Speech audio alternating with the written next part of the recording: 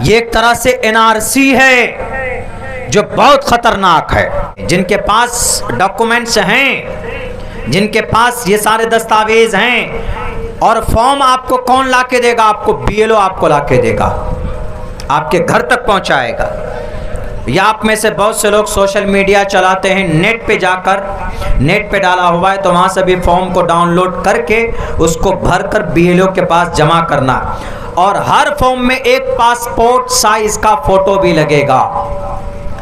लेकिन अब बात वहीं आ गई, मौलाना हमारे पास तो कोई पेपर ही नहीं, हमने कुछ बनाया ही नहीं, ना मैंने कुछ भी नहीं, हमारे पास कुछ है ही नहीं, समझिए। तो अब हम वोट कैसे डालेंगे? तो उसके लिए एक प्रावधान रखा है। सन 2003 में इसी तरह के रिवीजन हुई थी, सन 2003 में बिहार के चुनाव में। सन 2003 के वोटर लिस्ट में जिसका नाम है उसको कोई सर्टिफिकेट देने की ज़रूरत नहीं है। अब आप सन 2003 की फहरिस्त कहाँ देखेंगे? तो सन 2003 में जो फहरिस्त है वो आपको ऑनलाइन इलेक्शन कमीशन ने प्रोवाइड कर दिया है, या आपको बीएलओ बता देगा। एक छोटी सी कोशिश है उलमा के तरफ से, तंजीम की तरफ से। हम अल्लाह से भी दुआ करते हैं कि अल्लाह तबारक व तआला हम तमाम मुसलमानों को कहने और सुनने से कहीं ज़्यादा उन पर अमल की तौफीक अता फरमाए। बहुत सारी बातें मुहर्रम के ताल्लुक़ से और तंजीम के ताल्लुक़ से आप लोगों के सामने पेश की जा चुकी। मैं मुहर्रम के ताल्लुक़ से बहुत सारी बातें नहीं करूँगा। एक बहुत बड़ा मसला हमारे बिहार के लिए पैदा किया गया है, जिसकी ख़बर आप में से बहुत से कम लोगों को है। मेरे पास आज कई जगह से फ़ोन आए कि मौलाना न्यूज़ में ऐसा सुनने को मिल रहा है कि एनआरसी चालू हो गया है, क्या होगा? वोटर लिस्ट के अंदर सुधार की बात की जा रही है, क्या होगा? तो हमारी ये जो तंजीम है इसका एक नाम वेलफेयर सोसाइटी भी है, यानी सोसाइटी के अंदर अच्छे काम करना। सोसाइटी में कोई परेशानी हो तो उस सोसाइटी की परेशानी को दूर करना, यह हमारी तंजीम की ज़िम्मेदारी। इस तंजीम के मेंबर कौन हैं? इस तंजीम के मेंबर पलासी और जोकीहाट के अक्सर उलमा हुफ़ाज़ हैं और कई सारे दानिश्वर लोग भी हैं। आप भी इस तंजीम के मेंबर बन सकते हैं। एक छोटी सी लोकल रजिस्टर्ड तंजीम है जो हमारे इलाक़े के लिए काम करती। तो बहरकैफ़ तो इसी मौके से मैंने सोचा कि आज बहुत अच्छा मौका है कि जो सवाल कर रहे हैं लोग कि मौलाना क्या एनआरसी लागू हो गया बिहार में, क्योंकि अभी इलेक्शन कमीशन ने 27 जून को प्रेस कॉन्फ्रेंस करके उन्होंने ये जानकारी दी कि बिहार के अंदर जितने भी वोटर हैं उनके वोटर लिस्ट में रिवीज़न, समीक्षा और सुधार के लिए कुछ पेपर की ज़रूरत है। तो उनको 3 हिस्सों में बांटा है। वो क्या है, क्या गलतफहमी है, मैं अगले 5-10 मिनट के अंदर उसी पर बात करके आपकी गलतफहमी को दूर करना चाहूँगा। ये काम इलेक्शन कमीशन की तरफ से बाज़ाब्ता शुरू किया गया है। ये तकरीबन 28 जून से ये लागू हो चुका है और यह ज़्यादा दिन तक नहीं रहने वाला है। ये सन 2025 यानी इसी महीने की 26 तारीख़ तक ये काम पूरा होना है। वोटर लिस्ट में सुधार और उसके अंदर एक फॉर्म आपको दिया जाएगा। उस फॉर्म में आपका नाम, एड्रेस, डेट ऑफ बर्थ, उसमें खाने बने हुए हैं, वो आपको भरकर और 11 दस्तावेज़ है। उन 11 सर्टिफिकेट में से, उन 11 दस्तावेज़ में से किसी एक को उस फॉर्म के साथ सबमिट करना ज़रूरी है। और वो क्या क्या हैं, किन किन लोगों के लिए है, मैं वो आपके सामने क्लियर करता हूँ। इलेक्शन कमीशन ने कहा है कि इस 26 जुलाई तक अगर किसी का फॉर्म नहीं भरा गया, भले ही पहले से आपका और हमारा वोटर लिस्ट में नाम है, लेकिन अभी जो रिवीज़न हो रही है, अगर आपने फॉर्म भरकर नहीं दिया तो अगस्त के महीने में ये जो अपडेट होकर आएगा, जिसने फॉर्म भरा है उसका नाम उस अपडेटेड लिस्ट में होगा। यानी वही इस बार 25 का जो इलेक्शन होगा अक्टूबर में, अक्टूबर की 21 तारीख से वोटिंग शुरू है अपने बिहार में, तो वो वही वोट दे पाएगा जो अभी ये फॉर्म भरकर देगा। जो भरकर नहीं देगा तो उसका नाम छट जाएगा। ये क्लियर, ये ओपन स्टेटमेंट है इलेक्शन कमीशन का। तो अब आपको क्या भरना है, क्या डालना है, किन लोगों के लिए कौन कौन से सर्टिफिकेट की ज़रूरत है।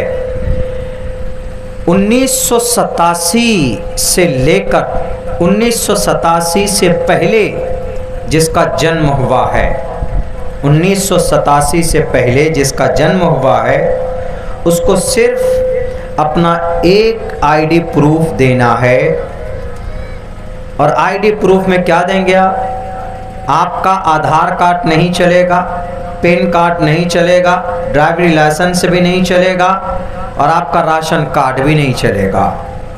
यानी जो ज़रूरी है वो नहीं चलेगा। 11 प्रमाण पत्र है वो देना। वो उनमें से क्या क्या है, 11 मुझे याद नहीं है, लेकिन जो आप दे सकते हैं 1987 से पहले जिनका जन्म हो चुका, उनको एक ही प्रमाण देना है बस। क्या?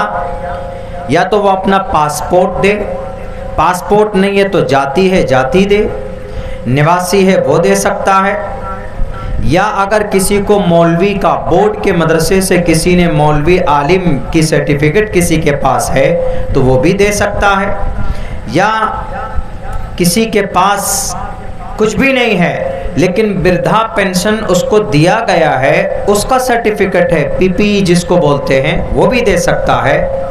या किसी के पास कुछ भी इनमें से कुछ नहीं है लेकिन उनके पास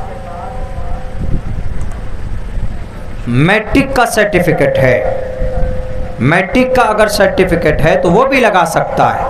ये किसके लिए है? जिसका जन्म 1987 से पहले है, और देना पड़ेगा। भले ही आप हमेशा से वोट डालते हुए आ रहे हैं, लेकिन अगर आपने अभी फॉर्म नहीं भरी तो फिर आपका नाम छट जाए। तो 1987 से पहले जिनका जन्म हुआ है, तो आपके पास जो फॉर्म आएगा उस फॉर्म में अपना नाम, पता, एड्रेस डाल देने के बाद एक सर्टिफिकेट आपको एक ये लगाना है। चलिए, जिनका 1987 के बाद जन्म हुआ है, बैठ जाइए, बैठकर सुनिए तो ज़्यादा अच्छा है। आप बैठकर भी वीडियो बना सकते हैं, बना लीजिए। 1987 के बाद से लेकर सन 2004 तक इस बीच में जिसका जन्म हुआ है, जिसकी पैदाइश हुई है, तो उसके 2 सर्टिफिकेट लगेंगे, एक नहीं 2। एक तो उसका खुद का लगेगा, और खुद का सर्टिफिकेट क्या लगेगा? वही 11। पासपोर्ट है वो लगेगा, जाति प्रमाण पत्र है तो वो लग सकता। 11 नहीं, 11 में से एक। मैट्रिक का सर्टिफिकेट है वो लगा सकते हैं, निवासी है, प्रमाण पत्र है वो लगा सकते हैं, जाति लगा सकते हैं, या आपका बोर्ड के मदरसे से फौकानिया मौलवी वगैरह किया हुआ है तो वो भी आप लगा सकते हैं, या आपके पास गवर्नमेंट के तरफ से कोई घर अलॉट करके दे दिया गया जिसको बोलते हैं इंदिरा आवास, कोई ज़मीन भी होती है जो गवर्नमेंट के तरफ से दी जाती है, वो भी अगर आपको मिली हुई है तो वो भी आप सर्टिफिकेट लगा सकते हैं। या किसी आदमी को पेंशन मिलता है, मास्टर है, टीचर है, उसको पेंशन दिया जाता है तो वो भी उसको लगा सकता है, वो सर्टिफिकेट लगा सकता है। यानी 11 सर्टिफिकेट है, जिनमें से जो आसान है वो हमने आपके सामने बताया। कुछ भी अगर किसी के पास नहीं है, कोई पेपर ही नहीं है 11 में से, तो उसका भी एक मसला है, मैं बताऊंगा, उसका हल है। ये कब तक के लिए हुआ? हाँ, 2004 तक। एक तो सर्टिफिकेट लगेगा, जैसे मेरा जन्म हुआ 1988 को, मेरा इन 11 में से कोई एक सर्टिफिकेट हमें लगाना है, एक पेपर लगाना है। दूसरा पेपर मेरे माँ बाप में से किसी एक का लगेगा, मेरे माँ बाप में से किसी एक का जरूरी लगेगा, 2 लगेंगे। और माँ बाप में से कौन सा सर्टिफिकेट? वही 11 में से कोई एक उनके पास भी होना चाहिए। उनके पास जो भी है वो लगा सकते हैं। या वो अगर गवर्नमेंट टीचर है, मास्टर है, तो उनको अप्रूवल लेटर जो दिया गया वो भी चलेगा। बोर्ड के मदरसे के टीचर हैं, उनको भी अगर अप्रूवल लेटर दिया गया है बोर्ड की तरफ से तो वो भी चलेगा। ये 2 बात समझ में आ गई आपके। 87 से पहले पैदाइश वाले को एक पेपर देना है, एक सर्टिफिकेट। 87 के बाद में जो पैदा हुआ सन 2004 तक, उनको 2 पेपर देना है, एक अपना खुद का, एक माँ बाप में से किसी एक का। अब तीसरी कैटेगरी है कि सन 2004 से लेकर अभी तक जिसका जन्म हो चुका है, उनकी उम्र 18 साल है, तो उनको 3 पेपर लगेंगे, उनके 3 पेपर जरूरी। एक तो उनका खुद का लगेगा, जैसे सपोज दैट मेरी पैदाइश, मेरा जन्म हुआ सन 2005 में, 5 के जनवरी में, तो मेरा पेपर लगेगा। पेपर कौन सा लगेगा? मेरा सर्टिफिकेट कौन से? इन 11 में से, 11 दस्तावेज में से कोई एक लगेगा। और 2 और चाहिए, वो 2 कौन सा? अब माँ बाप में से दोनों का लगेगा, माँ का भी और बाप का भी, दोनों का लगेगा। यानी समझ में गए? 87 से पहले जो पैदा हुए एक पेपर, 87 से बाद में जो पैदा हुए 4 तक, सन 2004 तक 2 पेपर, सन 2004 के बाद जो पैदा हुए उनके लिए 3 पेपर जरूरी।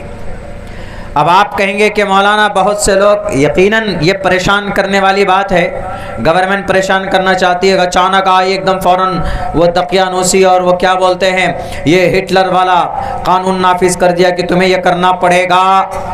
टाइम भी नहीं। 8 करोड़ वोटर हैं बिहार में सिर्फ, जिनमें से 2, 2.5, 3 करोड़ तो बाहर हैं, पंजाब में है, खेती करने गए बेचारे, दिल्ली में हैं, उनके पास पेपर नहीं है, उनके पास वोटर कार्ड है, उनके पास आधार कार्ड है, उनके पास पैन कार्ड है, उनके पास राशन कार्ड है, उनके पास ज़्यादा ज़्यादा ड्राइविंग लाइसेंस है। कुछ भी होता है तो आप आधार कार्ड मांगते हैं, तो आज वोट डालने की बात आई तो आधार कार्ड वैलिड क्यों नहीं है? अगर वैलिड नहीं है तो सबको कहो कि आधार कार्ड को अनवैलिड करो। क्यों मांगते? बैंक जाइए तो पैन कार्ड मांगता है, पैन कार्ड के बगैर आपका अकाउंट नहीं खुलेगा। तो आज वोट डालने की बारी आए तो पैन कार्ड की कीमत कहाँ चली गई? कोई भी मामला हो तो राशन कार्ड लाओ, बिजली मीटर लगाना है तो राशन कार्ड है कि नहीं है, गवर्नमेंट का फायदा लेना है राशन कार्ड है कि नहीं है। अब राशन कार्ड को यहाँ पर पावरलेस कर दिया गया। ये एक तरह से एनआरसी है जो बहुत खतरनाक है, जिसके लिए हम लोग कभी आंदोलन किया करते थे, प्रोटेस्ट और एहतजाज किया। ये बैकडोर से एनआरसी की शक्ल है। बहरे कैफ मेरे भाइयों, तो ये गवर्नमेंट सिर्फ परेशान करना चाहती है। वो जानती है इस बात को कि बिहार के अंदर जो गरीब मुसलमान हैं उनके पास कोई पेपर ही नहीं, और उनका नाम भी वोटर लिस्ट में कभी आता है कभी नहीं आता है। इनमें से होगा ये कि चुन चुन कर सीमांचल के अंदर जो गरीब और मजदूर तबके के लोग बसते हैं, जानबूझकर इनका नाम छांटा जाए और अपने करप्ट और गद्दारों को, लुटेरों को कुर्सी इख्तिदार पर बिठाने की पूरी साजिशें चल रही इलेक्शन कमीशन की। इसीलिए जो लोग कर सकते हैं, जिनके पास डॉक्यूमेंट्स हैं, जिनके पास ये सारे दस्तावेज हैं, और फॉर्म आपको कौन लाके देगा? आपको बीएलओ आपको लाके देगा, आपके घर तक पहुंचाएगा। या आप में से बहुत से लोग सोशल मीडिया चलाते हैं, नेट पे जाकर, नेट पे डाला हुआ है तो वहाँ से भी फॉर्म को डाउनलोड करके उसको भरकर बीएलओ के पास जमा करना, और हर फॉर्म में एक पासपोर्ट साइज का फोटो भी लगेगा। लेकिन अब बात वहीं आ गई, मौलाना हमारे पास तो कोई पेपर ही नहीं, हमने कुछ बनाया ही नहीं, ना मैंने कुछ भी नहीं, हमारे पास कुछ है ही नहीं। समझिए, तो अब हम वोट कैसे डालेंगे? तो उसके लिए एक प्रावधान रखा है। सन 2003 में इसी तरह के रिवीजन हुई थी। सन 2003 में बिहार के चुनाव में, सन 2003 के वोटर लिस्ट में जिसका नाम है उसको कोई सर्टिफिकेट देने की ज़रूरत नहीं है। अब आप सन 2003 की फहरिस्त कहाँ देखेंगे? तो सन 2003 में जो फहरिस्त है वो आपको ऑनलाइन इलेक्शन कमीशन ने प्रोवाइड कर दिया है, या आपको BLO बता देगा। हमने निकलवाया है, कल हमारे अब्बा गए निकालने के लिए, तो अब्बा ने सन 2003 का जब वो निकाला तो मेरा नाम ठीक है, मेरा नाम ठीक है MD सालिम, डॉक्यूमेंट्री नाम यही है, अब्बा का नाम MD कमरुल हुदा। लेकिन उस सन 2003 के लिस्ट में अब्बा का नाम गलत है उनके हिसाब से। मेरे नाम में तो ठीक है कि MD सालिम, फादर नाम MD कमरुल हुदा, लेकिन उनका क्या नाम है? उनका नाम है अलाउद्दीन, ऐसे नाम अलाउद्दीन नाम करके है, और बाप का नाम बोली मोहम्मद है। वली मोहम्मद नाम होता, बोली मोहम्मद कर दिया। तो सन 2003 का वोटर लिस्ट या तो BLO के पास होगा या वेबसाइट में डाला हुआ है। अगर उस लिस्ट को देखिएगा उठाकर, अगर आपका नाम बिल्कुल ठीक ठाक है तो आप ज़्यादा से ज़्यादा ये कर सकते हैं कि जो आपको फॉर्म देगा BLO उसको भर देना है। बहुत ज़्यादा कुछ है नहीं उसमें, बस 2-3-4 चीज़ें भरनी है उसमें, वो भर देंगे आप आसानी के साथ। और अगर आप चाहते हैं कि भाई आपके पास कोई सर्टिफिकेट नहीं है, सन 2003 के वोटर लिस्ट में आपका नाम है, तो उसका फ़ोटो कॉपी करके निशान लगाकर ऐसे सर्कल बनाकर उसमें सब फॉर्म के साथ सबमिट कर दीजिएगा, बस बात ख़त्म। जिनके पास डॉक्यूमेंट्स नहीं है उनके लिए कह रहा हूँ मैं, बाकी जिनके पास है तो वह यकीनन लगाइए। भले ही 26 जुलाई तक ये काम करना है, तो जो लोग कर सकते हैं वो कीजिए, और जो लोग नहीं कर सकते हैं, जिनके पास टाइम नहीं है, अगर कोई डॉक्यूमेंट्स आपके पास नहीं है तो जाति निवासी आसानी के साथ बनता है, आप बना लीजिए, 2 दिन के अंदर बनकर रेडी आपको मिल जाएगा, वो आप कम से कम लगा दीजिए। अगर आपका वोटर लिस्ट में भी नाम नहीं है तो क्या कीजिएगा? तो आप अपने जाति निवासी बनाकर डाल दीजिए, कम से कम एक प्रूफ तो दे दीजिए ताकि आपका नाम वोटर लिस्ट से ना छटे। इलेक्शन कमीशन ने साफ कह दिया कि जिनका पेपर, जिनके फॉर्म मुझे मिलेंगे भरे हुए, हम उन्हीं को अपडेट करेंगे, और पुराने जितने भी लोग, यानी सन 2020 में आपने जो वोट डाला है, आप कहेंगे मौलाना हमने 20 में डाला, उससे पहले हमने डाला, अभी 24 में मोदी जी को कुर्सी पर बिठाया, उसमें भी हमने वोट डाला, कोई एतबार नहीं होगा, कोई एतबार नहीं, सब छटेगा। इलेक्शन कमीशन का यह कहना है कि अब उन्हीं का अपडेट आएगा, उन्हीं की नई फहरिस्त बनेगी जो इस कानून के हिसाब से अपने डॉक्यूमेंट्स जमा करेंगे और अपना फॉर्म भर करके देंगे। तो इसीलिए ये 26 जुलाई से पहली फुर्सत में आप आसानी के साथ ये काम कर लीजिए। बहुत ज़्यादा पैनिक होने की ज़रूरत नहीं है, बहुत ज़्यादा डरने घबराने की ज़रूरत नहीं है। सबसे पहला काम तो ये कीजिए कि वो सन 2003 का BLO का पता लगाइए कि आपका BLO कौन है। पता चल जाता है ये आपको, हर एक उसका पंचायत का BLO होता है, आपको भी स्कूल से मालूम हो जाएगा कि आपके इलाके का, आपकी बस्ती का, आपके वार्ड का काम किसके ज़िम्मे है। उसके पास फॉर्म आ गया होगा, हमने भी कुछ फॉर्म हासिल किए, तो अभी कुछ लोगों को सन 2004 के बाद जो फॉर्म भरा जाना भी वही बांटा जा रहा। उन्होंने कहा कि अभी यही बांटा जा रहा, इसके बाद में आएगा 1987 से 4 वाले का, उसके बाद आएगा 87 से पहले वालों का, उनसे पहले 87 से पहले जिनका जन्म हुआ उनका आएगा। यानी ये 3 किस्तों में इन्होंने काम को बांटा है। तो बहुत सारी चीज़ें जो नॉलेज नहीं है तो BLO से रब्ता कर लीजिए, इंशाअल्लाह वो आपको बता देंगे। मोटी मोटी बातें हमने आपके सामने रखी हैं ताकि आप ज़्यादा डरे नहीं, घबराएं नहीं, पैनिक ना हो। घबराने की ज़रूरत नहीं है, डरने की ज़रूरत नहीं है, इत्मीनान से काम कीजिए। ऑफलाइन या ऑनलाइन जाकर वोटर लिस्ट में नाम देख लीजिए। सन 2003 का 3 का होना चाहिए, 2 का भी नहीं, 4 का भी नहीं, चूंकि इलेक्शन कमीशन की तरफ से जो गाइडलाइन है वो 3 का ही, कि 3 के वोटर लिस्ट में अगर किसी शख्स का नाम है तो उसको कोई आईडी जमा करने की ज़रूरत नहीं है। यहीं पर इनके नापाक इरादों की साजिश का पता चलता। अगर ये ईमानदार होते तो ये कहते कि तुम्हारे पास जो आधार है उसी आधार को जमा कर दो, तुम्हारे पास जो राशन कार्ड है उसी को जमा कर दो। लेकिन इसको कहा कि ना आधार चलेगा, ना पेन चलेगा, ना वोटर लिस्ट चलेगा और ना राशन कार्ड चलेगा, ना ड्राइविंग लाइसेंस चलेगा। ये सब अनवैलिड है इलेक्शन कमीशन की नज़र में। इससे साफ पता चलता है कि ये बेईमानी करना चाहते हैं, ये लूटना चाहते हैं ये देश को और बिहार को और ज़्यादा गरीबी में धकेलना चाहते हैं। मेरे भाइयों, डरने घबराने की ज़रूरत नहीं है। अगर आपके पास टाइम है तो अगले 15-20 दिन का टाइम अभी है, आराम से इत्मीनान से ये काम कीजिए। और जिनके पास नहीं है तो अल्लाह के नाम पर छोड़ दीजिए, वो भी कोशिश कीजिए पूरा करने के लिए। और जो लोग बाहर रहते हैं उनको भी ऑनलाइन किसी तरीके पर कराने का कोई प्रोसेस, कोई प्रक्रिया BLO बता देगा आपको। मैंने इतनी नॉलेज हासिल की, आज पूरे दिन के अंदर मैंने इसके ऊपर तहकीक की। जो चीज़ें मुझे नहीं मालूम थी मैंने एक्सपर्ट को भी पूछा, मैंने BLO को भी पूछा है। मैंने कहा मुझे बताइए, हमारे यहाँ इस्लाही प्रोग्राम होता है, लोग इतने परेशान हैं। आज मेरे पास कई जगह से फोन आया कि मौलाना NRC हो रहा है, हमारे पास पेपर नहीं, कौन कौन सा पेपर लगेगा बताइए। हमने कहा कि ये एग्जैक्ट NRC नहीं है लेकिन NRC के तरह ही है। हमने कहा कि पैनिक मत होइए। बोला 11 पेपर कहाँ से लाऊं मौलाना? हमने कहा 11 मत लाइए, 11 में से कोई एक आपके पास है तो वो लगाइएगा। तो ऐसी भी गलतफहमी है, ऐसा भी भरम है। तो इसीलिए इस काम को पहले नंबर पर रख कर कीजिए। जो लोग जानकार हैं सोशल मीडिया से वो नॉलेज हासिल करके दूसरे लोगों की मदद करें। ये इस्लाही प्रोग्राम आपके बीच में हुआ और गालिबन ये आखिरी प्रोग्राम है। हमारी तंजीम की तरफ से, आपकी तंजीम की तरफ से हर साल मुहर्रम में 10 प्रोग्राम होता है, इस्लाही प्रोग्राम। ये जो बच्चे लठियारी वगैरह खेलते हैं, ढोल बजाते हैं, बांस उठाकर लेकर चले जाते हैं, पेड़ों तोड़ देते हैं। किसी का आम का पेड़ है, आम है, ये देखिए अमरूद का पेड़ है, अगर यहाँ से जंगी गुजरेगा तो अमरूद तोड़ देगा। वो क्या समझते हैं?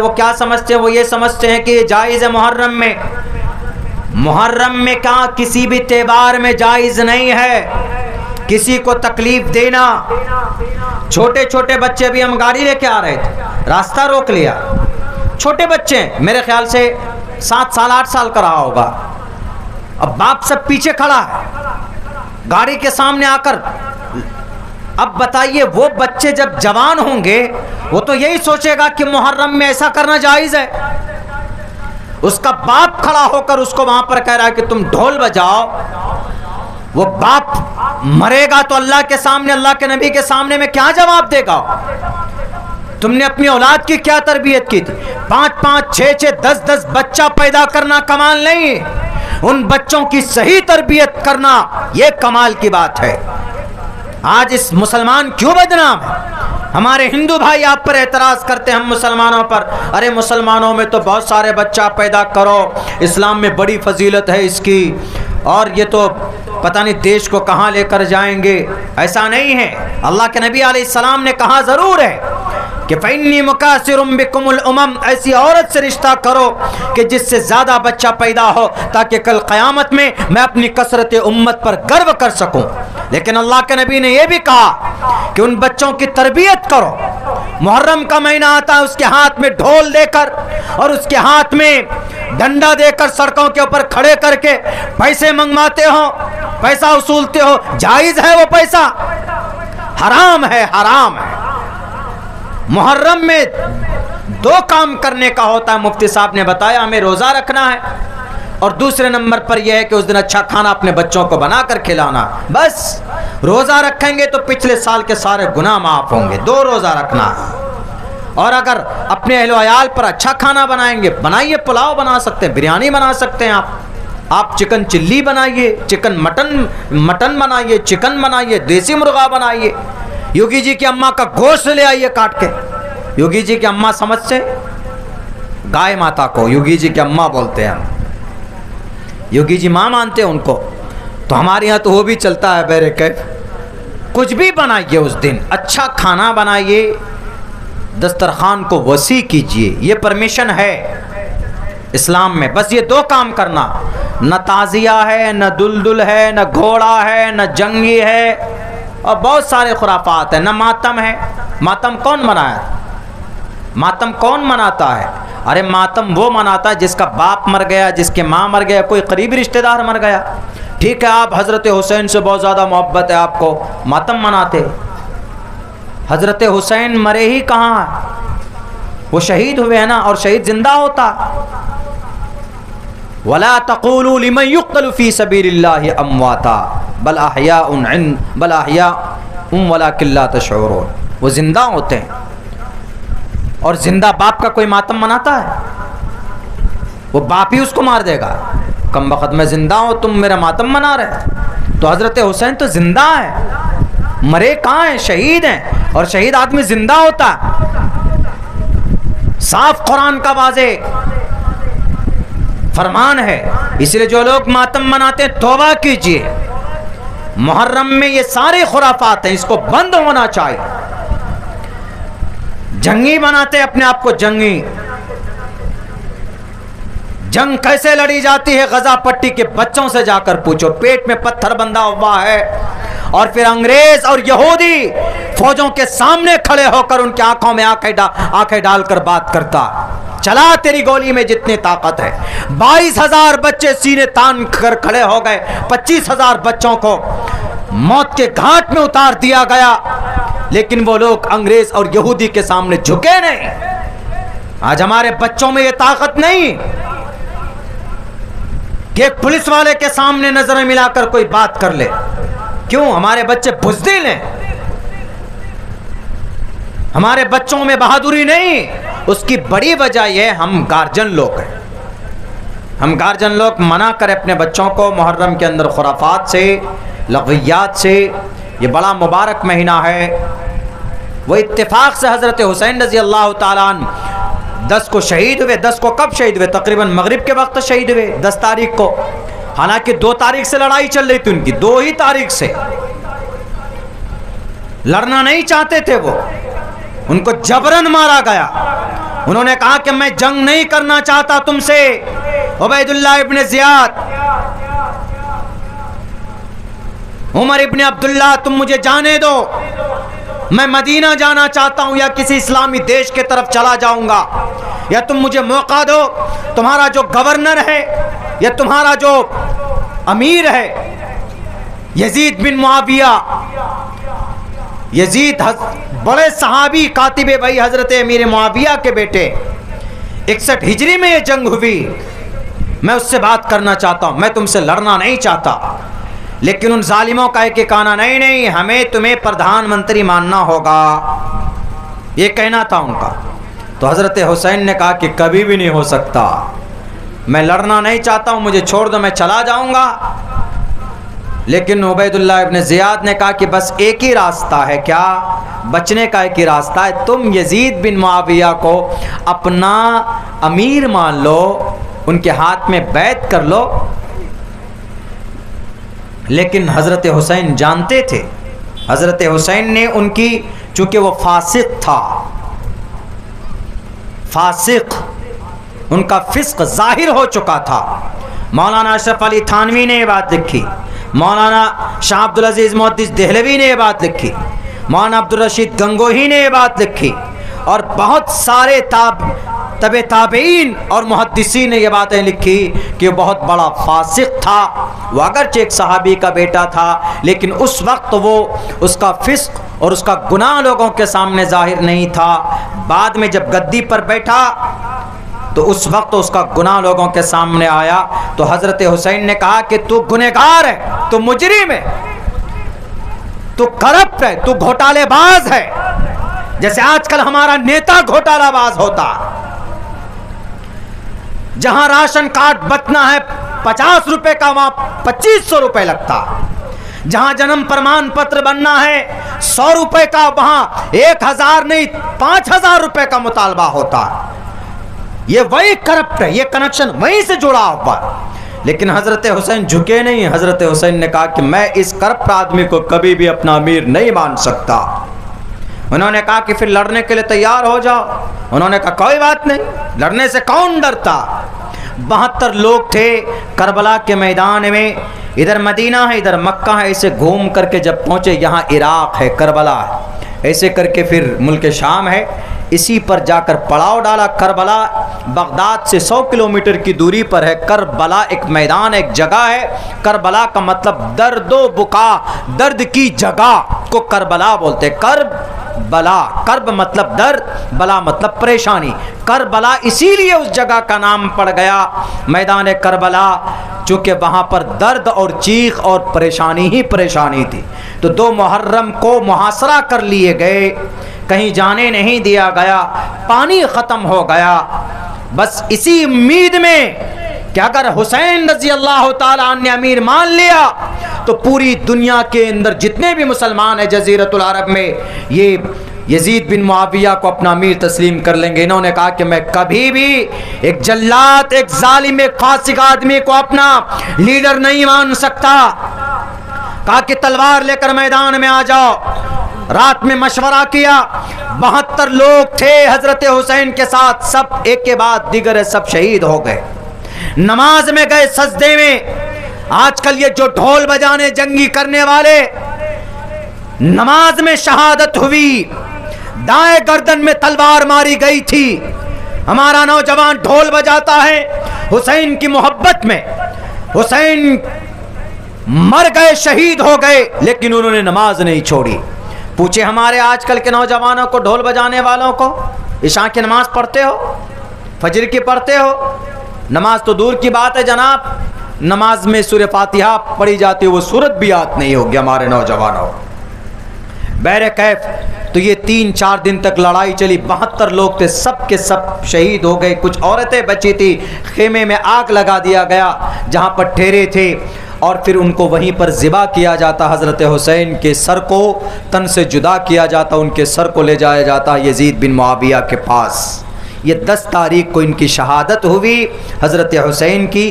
पूरी दुनिया को बता दिया कि अपने दीन की सरबलंदी के लिए, दीन की बका के लिए जान की कोई कीमत नहीं है।